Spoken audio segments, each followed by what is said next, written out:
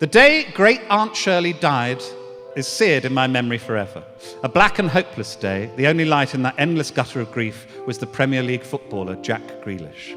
My Great Aunt Shirley was like a mother to me, nurturing and stoic, but also like a father because she was obsessed with golf and left shits in the bowl the size of a small dog. She had been in Birmingham's QE hospital for 8 days, in and out of consciousness, when the doctor, rushed and forlorn, told us she was nearing the end of her life. The words were incomprehensible, because he was, as many staff are at the QE, on cocaine. Laughter of recognition in the room. The sadness was soon dispersed by audible excitement outside in the wider ward, the sounds of tittering, doctors scrambling for their phones, and patients climbing from their deathbeds. "OMG," came one voice. "Look, Sandra, it's Jack Grealish." Grealish was there on a visit to see some sick children and show them footballs and how nice he looked in his kit. He was stopping and taking photographs with whoever asked, charming, handsome, thoughtful, and dare I say it, pretty fit. I knew I had to seize the opportunity, even for the briefest of moments, for her to meet Jack Grealish. I stepped out into the ward and approached tentatively.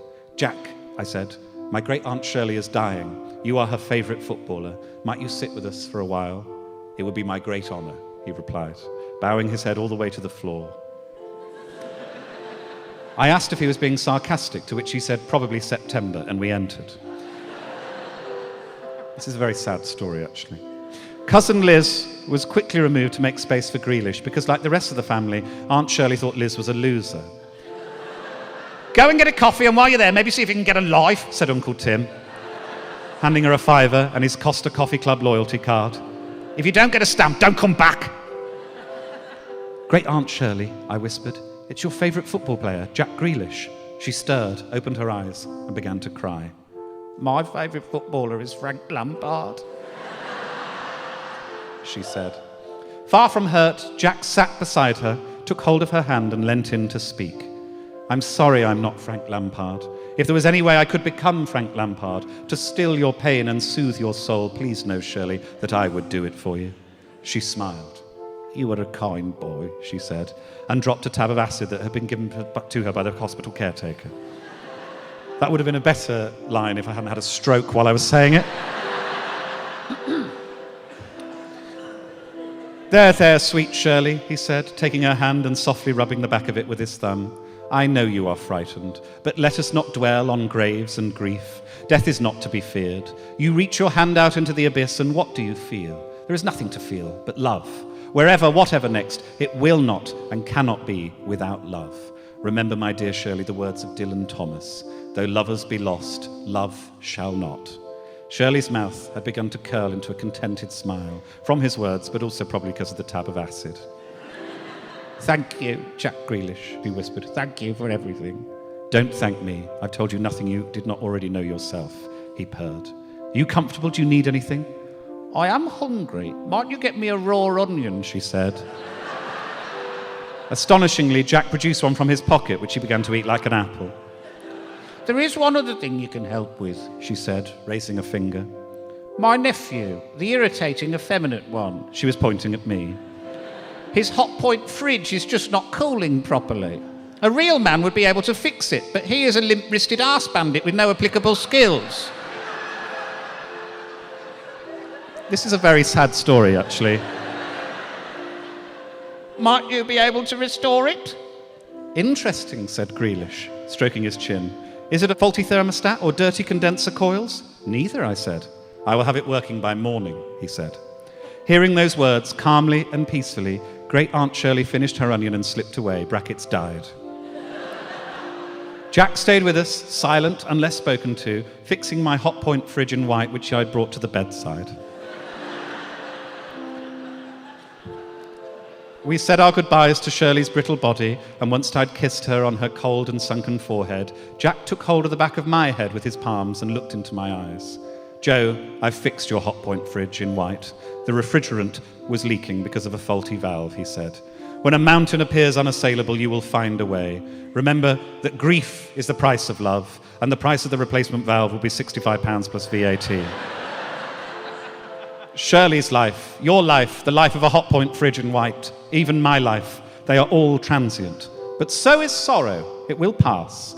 All of us are destined to return home one day, to see out the rest of the seasons, listen closely to the morning dew, smell faint winds of rice and wine, take earth and ash in our fists, sip in the light of the moon. Do not despair, dear Joe. Your legacy will live on, my child, through your friends and family, but probably not through your artworks, which are undeniably shit.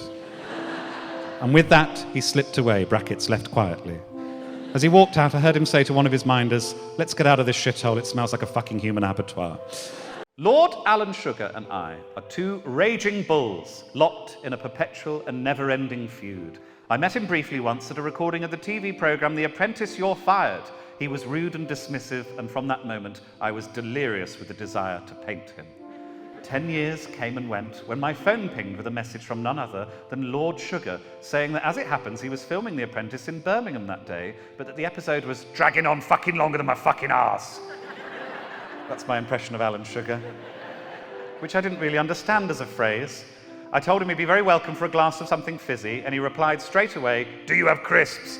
So I wrote, "Yes, I have crisps," and he said, "What sort of crisps?"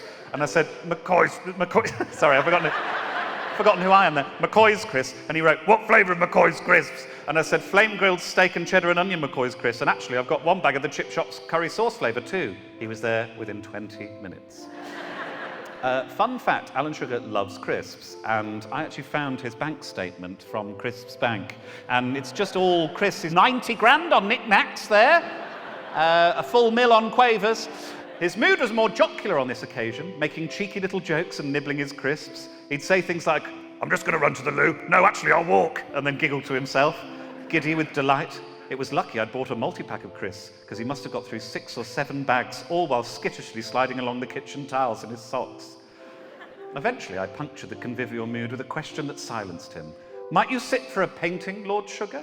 He stopped in his tracks, crunched the crisp that was still in his mouth purposefully, swallowed, then said, "You fucking what?" I mean, we don't have to. I like to paint. "I'm just joshing with you fucking art nonce. I'd love to." He giggled again.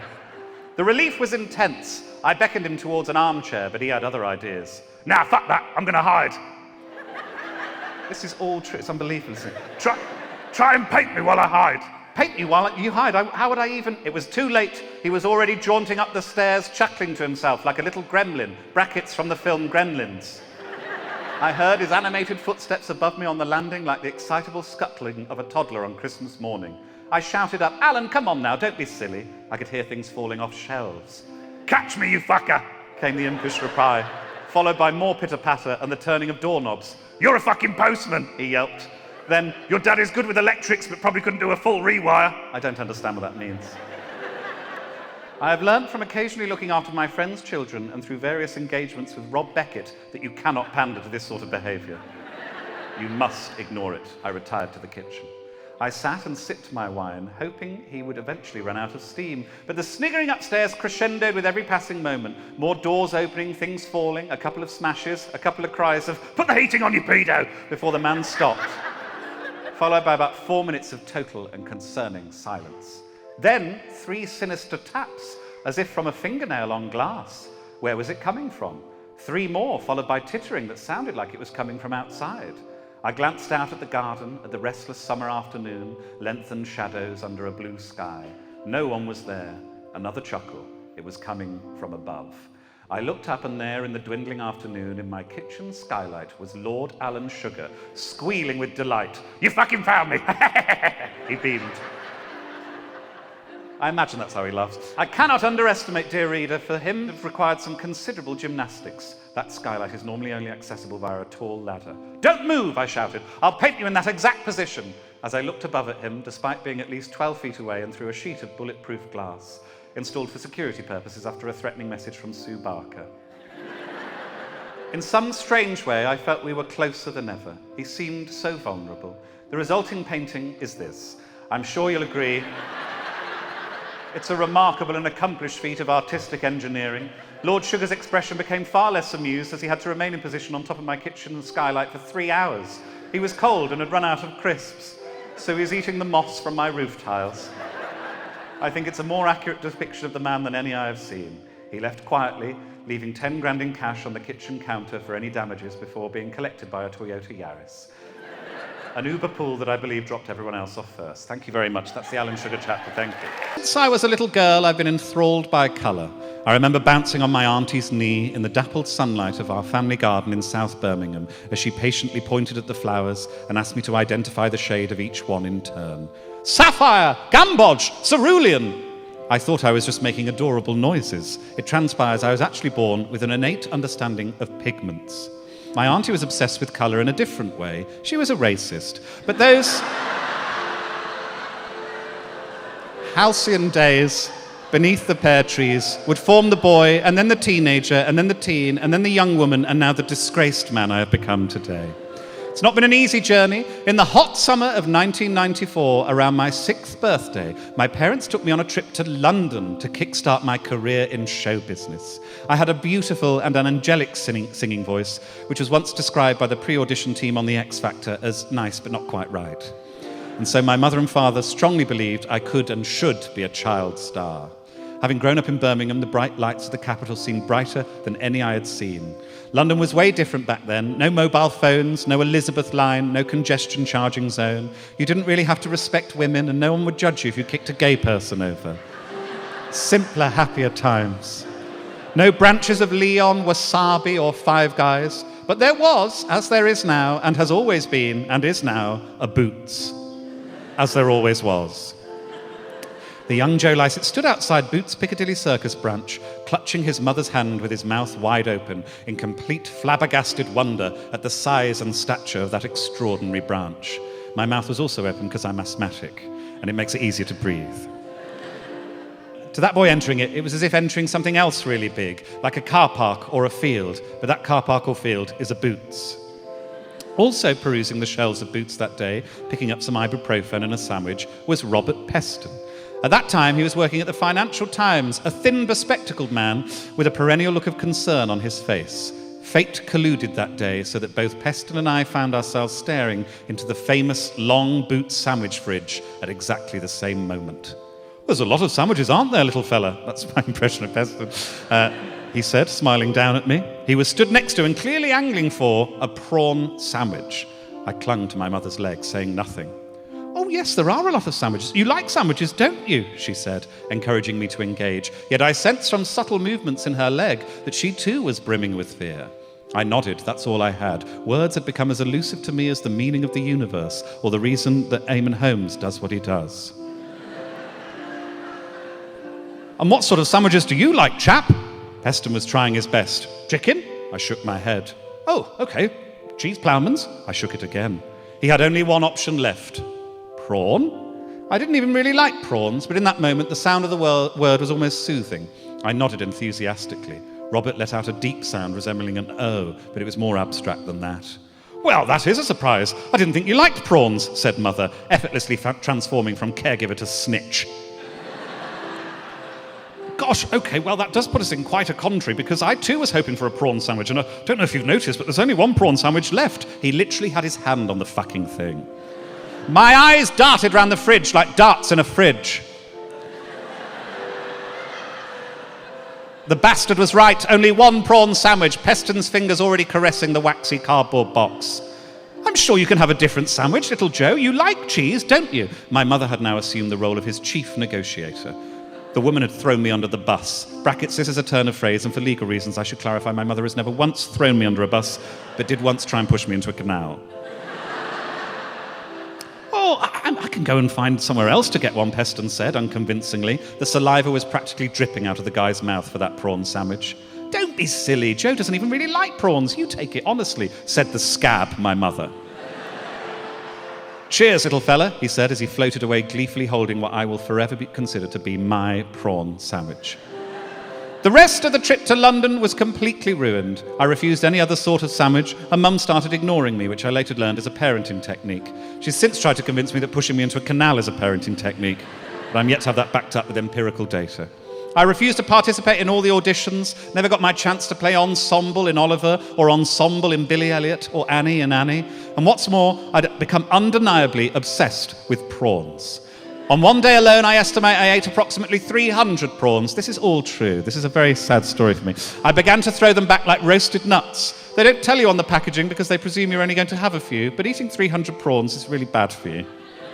I began to take time out of school, missing out on further sporting and academic opportunities, and my friendship group dwindled to one lad called Andy, brackets, his dad was a fishmonger. My parents remortgaged the house to fund my addiction and eventually became financially destitute, until my father decided to buy some shares in the hope they might pull us out of the hole that we were in, and so he picked up a copy of the Financial Times. The details are blurry, but Mum spotted Peston's picture in the paper and put two and two together, and in their desperation my parents decided to sue, using the company who had the television adverts where the woman with the vile fringe slips over at work and it isn't her fault. She has no one but herself to blame for the fringe. To this day, not a penny has been clawed back. Peston's team have put most of their eggs in the basket of Mum saying that I didn't like prawn sandwiches, but annoyingly, if we don't win the case, we have to pay our legal fees and Peston's as well, so I believe the plan is to keep appealing until he dies. To recoup some of the fees, I did this painting of Peston in jail where he belongs, for scuppering my chances of childhood stardom. The painting was purchased for £8 million by Steph McGovern. All true. A few years after that first encounter with Peston, whilst walking along one of Birmingham's canals, Mum asked me what I wanted for lunch, and I said prawns, and in what she later described to the social services as an unfortunate ill-tempered moment, pushed me into the water saying, "See if you can find any in there, you little twat." It's the Peston chapter. Thank you very much. Thank you. This is my art hole, this is my art hole, this is my art hole, this is my art hole, this is my art hole.